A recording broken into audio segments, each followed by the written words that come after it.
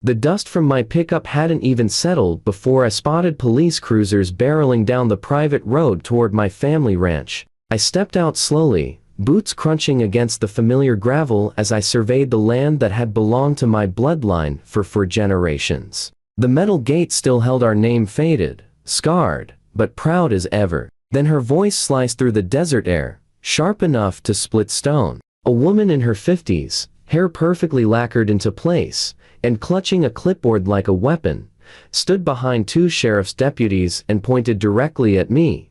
"That's him," she screeched with full, righteous fury. "That's the trespasser I called about. He's been lurking around this abandoned property all morning." I kept still, hands visible, posture relaxed. 20 years in special operations had taught me that the loudest voice in the room was usually the least dangerous one. The deputies approached with caution, hands resting on their duty belts, eyes measuring me. What the woman didn't know, what she had no way of knowing, was that I wasn't some suspicious drifter. I was Cole Garrison, the legal owner of every square inch she was standing on. And I had just returned from a mission so classified that even local law enforcement wasn't cleared to know where I'd been for the past 8 months. My name is Cole Garrison, and I inherited Garrison Ranch from my grandfather when I was 25. My story begins with the land itself, 800 acres of untouched, pristine Nevada countryside, complete with natural springs, canyon ridges, and endless views. Since 1942, it had been our refuge, our identity, our compass. When I enlisted straight out of high school, deploying again and again to places that officially didn't exist, the ranch always stayed rooted in my mind as home. For 2 decades, I served in a string of special operations assignments, often disappearing for months at a time. 8 months ago, received another set of orders, high priority, classified, need to vanish now. I can't tell you what the assignment was, and it doesn't matter. What matters is that before I left, I placed the entire ranch under the care of a property management company known for handling the homes of deployed service members. Their job was simple: keep the land secure, deal with any issues, and maintain absolute discretion. I paid them well. Everything was put in order: property taxes paid 5 years ahead, utilities set on autopay, security systems monitored, maintenance schedules arranged. Then I disappeared again, as I always did. What I didn't know was that 3 months into my deployment, a brand new housing development sprang up next to my property. Sunset Hills Estates, complete with an HOA and all the petty bureaucracy those 3 letters tend to attract. The star of this operation, and the engine behind its overreach, was its newly elected HOA president, Patricia Kellerman, though from what I would later hear, everyone called her Karen behind her back, and soon understand why. Karen had moved into Sunset Hills with her husband, a quiet, shrinking accountant who looked like he'd been apologizing for her for most of his life. She ran for HOA president on a platform of community improvement and protecting property values, and won by exactly 2 votes. She interpreted this razor-thin win as a divine mandate to control every inch of her neighborhood with an iron grip, wrapped in passive-aggressive newsletters. Within a week, as she rolled out fines for grass a 1/4 inch too tall, mailboxes that weren't the regulation shade of beige, and garbage cans visible from the street for more than 30 minutes after pickup. But none of that compared to her next fixation. Karen became obsessed with my ranch. From her backyard, she could see my fence line, and the sight of a natural, undisturbed, working property seemed to personally offend her. She never saw the management crew, who visited twice a month. She only saw tall grasses I kept for wildlife, the lack of decorative landscaping, and the absence of daily activity. In her mind, my ranch wasn't protected land maintained in its natural state. It was a blight on her manicured kingdom. She started small, sending HOA violation letters to my property, oblivious to the fact that her HOA had 0 jurisdiction over land established 80 years before Sunset Hills ever existed. Those letters, forwarded to a military post office box I couldn't access from my deployment location, naturally went unanswered. So she escalated. She filed complaints with the county, claiming the ranch was abandoned. She called code enforcement about imaginary violations. She even tried dragging the health department into it, insisting that my natural pond was a mosquito breeding hazard. Every agency investigated, found the property maintained and paid up, and dismissed her complaints. But instead of backing down, each rejection only sharpened her obsession. She dove into property law with the enthusiasm of a first-year law student armed with half-understood internet articles. She became convinced she'd found a loophole according to her misinterpretation of adverse possession laws. If a property looked abandoned for 6 months, she could claim it. That's when Karen made her first major mistake. She marched into the county office and filed official paperwork claiming my ranch as unclaimed land eligible for reclamation. The county clerk, who had known my family for decades, tried telling her she was wasting her time, but Karen insisted, paid the filing fee with a smug grin, and walked out believing she had just expanded her HOA by 800 acres. Then she made it worse. Emboldened by paperwork she didn't understand, she hired a fencing crew to install chain link fencing along a new boundary she had invented, seizing 40 acres of my land and declaring it Sunset Hills community space. She posted signs, scheduled HOA events on my property, even planned a 4th of July barbecue and a community yard sale on land she didn't own. Not everyone in Sunset Hills supported her. Robert Dalton, a retired judge living 3 houses down, tried warning her she was trespassing at best and flirting with fraud at worst, but Karen brushed him off. She didn't need advice, not when she thought she was building her empire. She snapped at him, accusing the retired judge of jealousy and sabotaging her leadership, even threatening him with HOA fines for daring to question her authority. After that, most neighbors kept quiet, unwilling to risk becoming her next target. Meanwhile, halfway across the world, I was finishing a classified operation, completely unaware that a suburban Napoleon was in the middle of attempting a land grab on my family ranch. It wasn't until I finally reached a secure facility with an internet terminal that I received an encrypted message from my property management company. They'd been trying to reach me for weeks about an urgent situation that demanded immediate attention. The message lacked specifics, but the tone was enough to make me accelerate my return home. I landed at Nellis Air Force Base at 0300 on a Tuesday morning. By 0800, I was behind the wheel of my old pickup, driving the familiar desert roads toward the ranch I'd been away from for 8 months. 2 weeks and 3 days. As I neared my property, the newly constructed development was impossible to miss. Identical houses with copy-paste lawns sprawled across land that had once been open desert. But the real shock waited at my gate. A bright yellow sign was zip-tied across the metal bars, "Property of Sunset Hills HOA, no trespassing." I spotted the chain link fence slicing across my land, and, near my grandfather's old windmill, what looked like picnic tables arranged for some kind of neighborhood event. I felt the anger rise. But 2 decades of training reminded me that intelligence comes before action. So I parked my truck and began recon on my own property like it was a compromised mission site.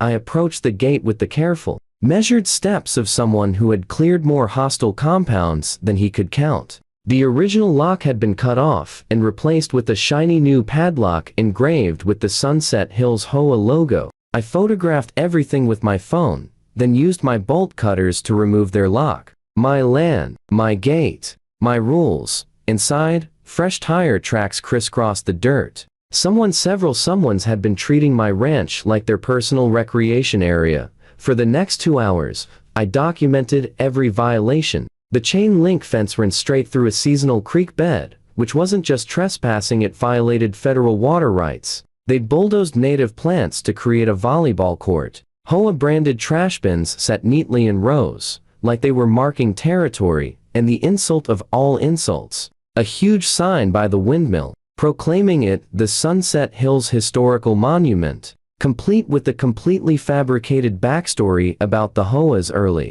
settlers. I was snapping photos of that ridiculous sign when I heard engines approaching fast. Dust billowed up from the road. 2 sheriff's cruisers rolled in with lights flashing, coming to a tactical stop. Deputies stepped out with their hands resting on their weapons. Right behind them, in a spotless white SUV, came Karen. She practically launched herself from the vehicle before it had stopped moving, face flushed with fury and triumph. She jabbed her finger toward me with dramatic flair and shrieked, "That's him. That's the trespasser I called about. He's been lurking around this abandoned property all morning. He cut our lock and broke into our community space." The lead deputy, his stripes marking him as a sergeant, approached me with caution. His hand hovered near his pistol, but his expression leaned more toward confusion than threat. He spoke in a steady, professional voice. "Sir, I'm going to need to see some identification. We received a report that you're trespassing on HOA property."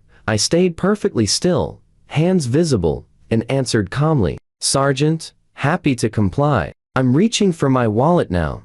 I slowly retrieved my ID and handed it over. "My name is Cole Garrison. This is my ranch. I've just returned from an 8-month deployment." He studied my military ID and Nevada license. When he saw the clearance level on my military credentials, his expression noticeably shifted. Meanwhile, Karen buzzed behind him, practically vibrating with impatience. "Why are you stalling?" she barked. "Arrest him. He's trespassing on HOA property. I have the documentation right here." Her voice hit a pitch that probably registered on seismographs. The sergeant raised one hand to silence her, then turned back to me. "Mr. Garrison, can you prove ownership of this property?" "I can do better than that," I replied. "May I retrieve documents from my truck?" He granted permission, and I walked to my vehicle, retrieving a secured folder I always kept under the seat. Inside were copies of the deed, property tax receipts, and something else, a document that made the sergeant's eyes widen. A Department of Defense letter, on official letterhead, stating that this property was the registered home of record for an active duty service member with TS or C clearance. Everything about the sergeant's demeanor changed in an instant. He handed the folder back, squared his shoulders, and turned to Karen with a very different tone. "Ma'am, can you explain why you filed a trespassing complaint against the legal owner of this property?" Karen's complexion drained from red to ghostly pale, but she snapped back quickly, her voice rising defensively. "That's impossible. This land has been abandoned for months," she insisted, voice trembling with fury. "I filed the proper paperwork with the county. I have receipts. This is an HOA community space now." She tore into her oversized purse and yanked out a handful of crumpled documents, waving them like she was brandishing evidence at a trial. The sergeant took the papers and examined them one by one, his expression tightening with each page. After a long moment, he looked up at her, disbelief written across his face. "Ma'am," he said carefully, "these documents don't transfer ownership of anything. This is just a filing receipt, and it clearly shows the claim was rejected." He tapped the bold red stamp across the top. "Denied property owned. Did you not see this?" Karen snatched the paper back and stared at the stamp as if it had magically appeared. Then, with a sudden burst of confidence, she declared, "That's just a formality. My lawyer said adverse possession applies after 6 months of obvious use. We've been maintaining and improving this abandoned land." I couldn't help myself. "Maintaining?" I said, letting a bit of amusement slip into my tone. "You mean trespassing?" "Improving," I added. "You mean vandalizing?" In Nevada, adverse possession requires 21 years of continuous, open, notorious use, not 6 months of wishful suburban fantasy. The sergeant nodded and added, "Mr. Garrison is correct. And ma'am, based on what I'm seeing, you've also installed structures, altered the landscape, and possibly filed a false report. These are serious offenses." Karen's perfectly styled hair seemed to deflate as the truth set in, but she still wasn't ready to give up. With the stubborn resolve of someone who had never faced real consequences, she switched tactics. "This is harassment," she proclaimed, jabbing an accusing finger toward me. "He's trying to intimidate me. I'm the president of the Sunset Hills HOA, and I acted in the community's best interest. If he truly owns this land, why hasn't he been here? Why did he abandon it?" I opened my folder again and pulled out another document, the one that made the sergeant step back and caused the second deputy to relax his grip on his weapon. A classification notice. A formal statement that I had been deployed on a matter of national security, signed by someone whose name alone could stop conversations. "I've been serving our country, ma'am," I said evenly. "The nature of my work doesn't allow me to always be home." But this land has never been abandoned. It has been monitored, maintained, and protected every day I was gone. The sergeant cleared his throat and shifted his posture to something more official. Ma'am, I'm going to need you to withdraw all claims to this property immediately. Mr. Garrison, do you wish to press charges for trespassing, vandalism, and filing a false report? Karen cycled through shades of red and purple before bursting out. This is ridiculous. I'm the victim. This man just shows up out of nowhere, claiming to own land that's been abandoned. You need to investigate this properly. The second deputy, who had remained silent until now, finally spoke with thinly veiled irritation. Ma'am, we have investigated. The property owner has shown valid documentation. You, however, admitted to cutting his lock, installing fences on his land, and filing claims you knew were denied. I strongly suggest you stop talking before you add more charges to your list. But Karen was far past reason. Years of unchecked power in her tiny HOA kingdom had convinced her that her will was law. She whipped out her phone, hit record, and raised her chin dramatically. I'm documenting this harassment by local law enforcement and a suspicious individual claiming military connections. My followers on the Sunset Hills Facebook page will hear. The sergeant sighed and turned to me. Mr. Garrison, I apologize for this entire situation. Given the evidence, I strongly recommend pressing charges. We'll need to document everything. I appreciate that, Sergeant, I said. But first, I need to make a call. I pulled out my secure phone and dialed a memorized number. After 2 rings, a familiar voice answered. Colonel, this is Garrison, I said. I have a situation at my property involving false claims and local law enforcement. Yes, sir. Understood. Thank you, sir. The call lasted under 30 seconds, but its impact was immediate. 5 minutes later, the sergeant's radio crackled with a priority message from dispatch. His eyes widened as he listened. These instructions came from far above his normal chain of command. Karen sensed the shift and panicked. Her confidence collapsed into trembling fear. She scrambled for one more attempt, her voice desperate. Look, maybe we started off wrong. I'm sure we can figure this out like neighbors. There's no reason to involve lawyers. Let's just talk this through. I studied her for a moment. She no longer looked like an HOA president, just a small person who'd tasted a drop of power and drowned in it. In combat, I'd learned to recognize when an opponent was finished. Karen was finished. She just didn't know it. Ma'am, I said calmly, you built illegal structures on my land, held events here without permission, and filed fraudulent claims with the county. You've cost me time, money, and patience I don't have. So no, we won't be settling this between neighbors. We'll settle it in court. The sergeant stepped forward, voice firm. Patricia Kellerman, you're under arrest for criminal trespassing, vandalism, and filing a false police report. You have the right to remain silent. As he read her rights, Karen's entire world crumbled. The HOA members who had gathered, expecting a triumphant confrontation, instead watched their president being handcuffed and placed in the back of a cruiser. Phones were already out, spreading the news through the Sunset Hills gossip channels at record speed. But my day was far from done. After Karen was escorted away, I made my calls first to my property management company, then to a property rights law firm with instructions to pursue every legal remedy available. Then I contacted a fencing crew not to build, but to tear down every trace of Karen's intrusion. During the next 3 weeks, the full scope of her misconduct surfaced. She hadn't just trespassed. She'd used HOA funds to pay for fencing and landscaping without board approval. She forged documents claiming the board voted to acquire my land. She even tried filing a lien for unpaid HOA dues despite the irrefutable fact that my ranch wasn't, and had never been, part of her association. The legal process moved with surprising speed. Maybe it was because of my military connections, or maybe the evidence against Karen was simply impossible to ignore. Either way, she soon found herself facing a stack of charges, criminal and civil alike. The criminal trespassing charge alone carries up to 6 months in jail.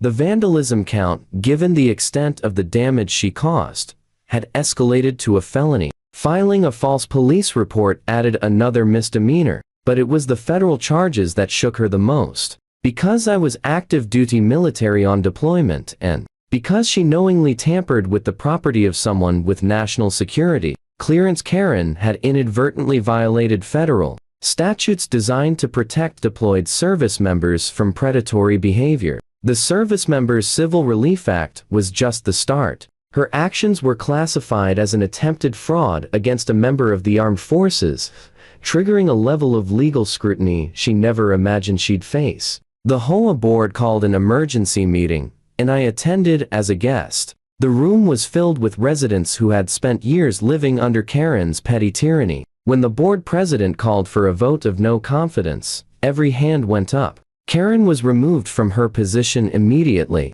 The board voted to fully cooperate with investigators. Then Robert Dalton, the retired judge Karen had dismissed, stood and addressed the room. With dry satisfaction, he said, "I motion that this board issue a formal apology to Mr. Garrison and cover all his legal expenses through the HOA's insurance. Since our former president's reckless actions exposed us to serious liability."